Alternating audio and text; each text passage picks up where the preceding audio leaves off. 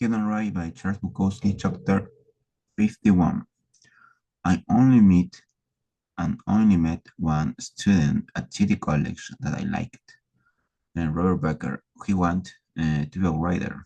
I'm going to learn everything there is to learn about reading.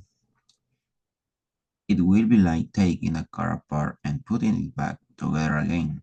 Sounds like work, I said. I'm going to do it. Becker was an inch or so shorter than I was, but he was talking.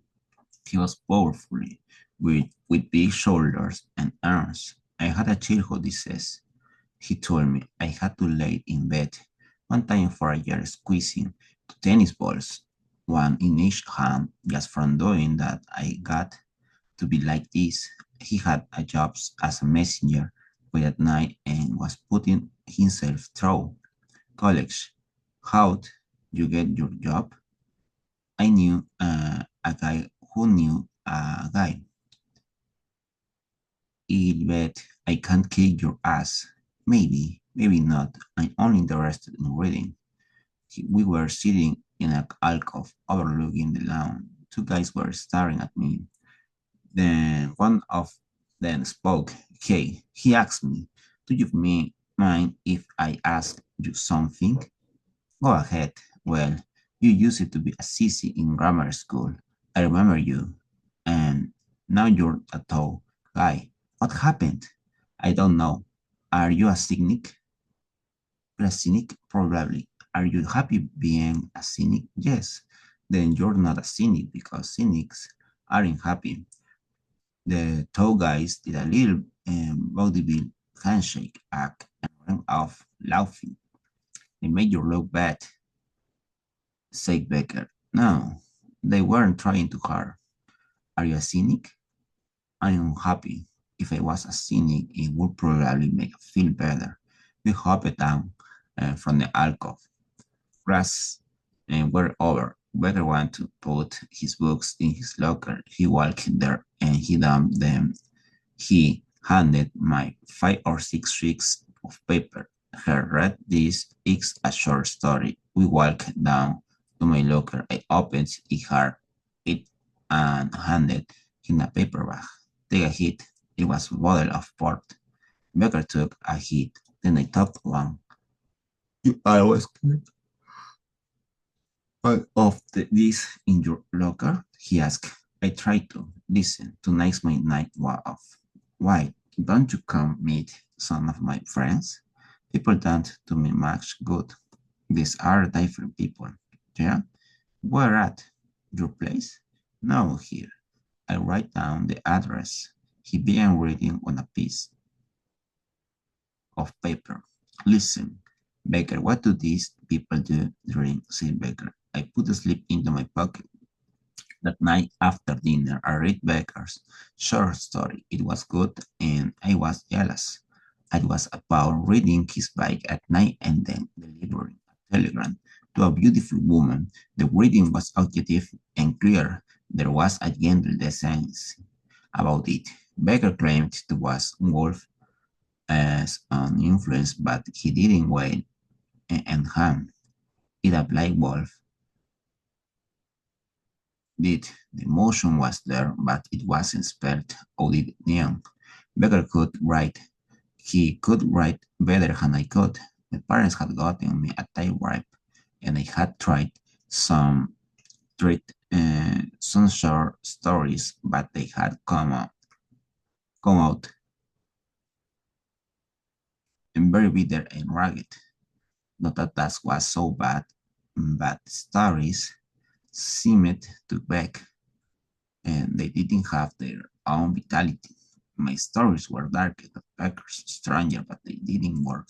Well, one or two of them had worked for me, but it was more or less as if they had fallen into place instead of being guided there. Becker was clearly better. Maybe I tried painting. It was only my parents were asleep. My father always snored loudly. When I heard him, I opened the bedroom screen and slid out over the berry bush.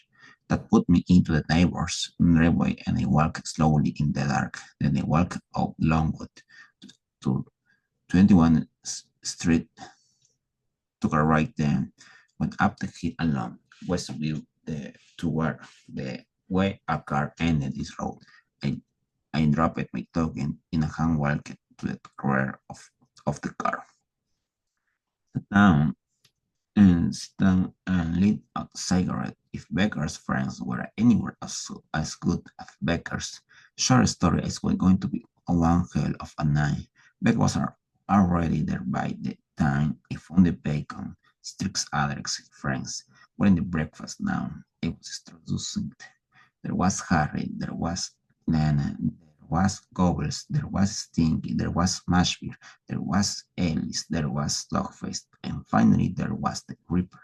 They all sat around a large breakfast table. Harry had a legitimate job somewhere. He and Beggar were the only ones employed. Lena was Harry's wife. Gobbles, the baby, was sitting in a high chair. Lana was the only woman there we were introduced. She had looked right at me and smiled at where I with her and puffed and rolled cigarettes. Becker told us about you, said Harry. He says you're a writer. I got a tirade. You gonna write about us?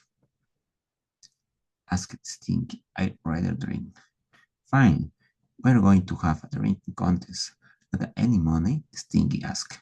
$2. Okay, the ante is $2. Everybody up. Harry said, made $18. The money looked good laying there, a bottle apart, and then shot glasses. Becker told us, think you're a tall guy. Are you a tall guy? Yeah, well, we're gonna see. The kitchen light was very bright. It was striky whiskey, a dark yellow whiskey. Harry poured the drinks. Such beauty. My mouth, my throat. Couldn't wait. The radio was on, a Johnny. How you can love, somebody sang. Down the hatch, said Harry.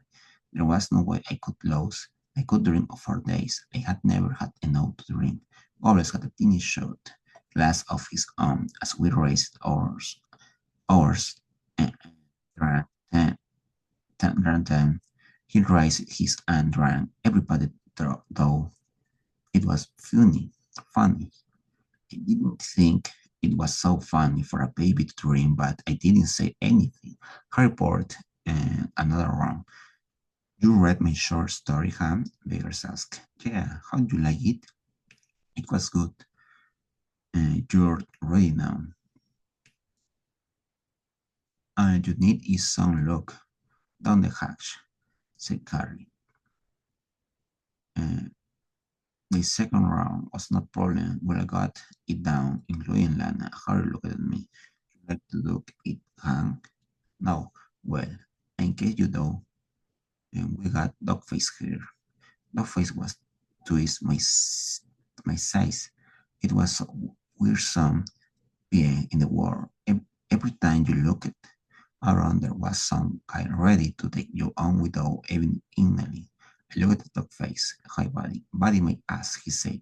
Just get your next turn down. Harry poured then all around. He skipped Gobbles in the high chair, though which I appraised. All right, we raced. Then we all got the rundown. Then Lana dropped it out. Somebody's got to clean up this mess and get ready for work in the morning, she said. The next round was poured just as it was the door branch.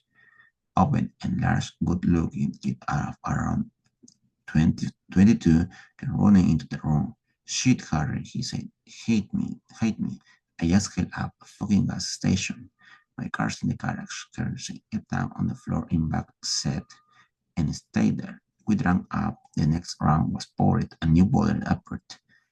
$18 was still in the center of the table. We were still hanging there, said Lanham. It was going to take plenty of whiskey to us in. Hey, I asked Harry, aren't we going to run off drinks? Show him, Lana. Lana pulled open some upper copper doors. I could see bottles and bottles of whiskey lined up at the same brand. It looked like from truck hijack, and it probably was. and these were the gang members: Harry, Lana, Stinky, Mashville, Ellis, Two-Face, and the Ripper maybe.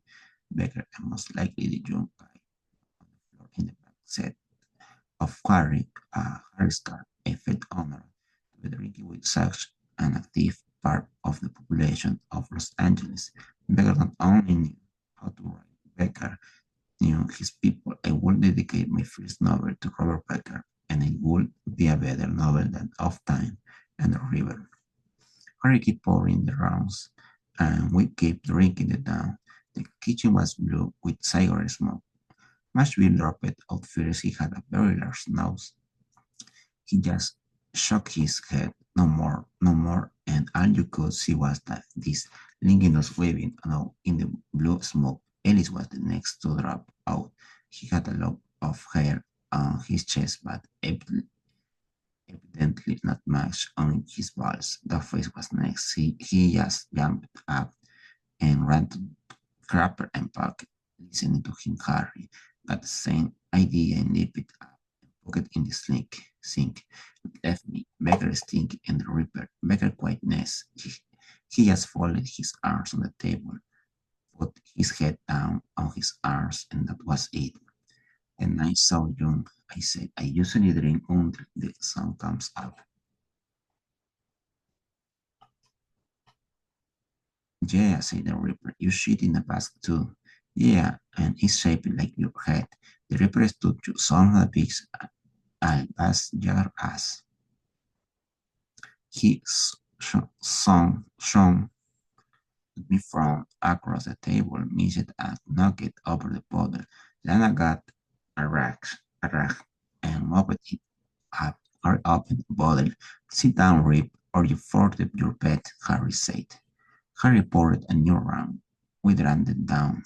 The Ripper stood up, walked to the rear door, opened it, and looked out into the night.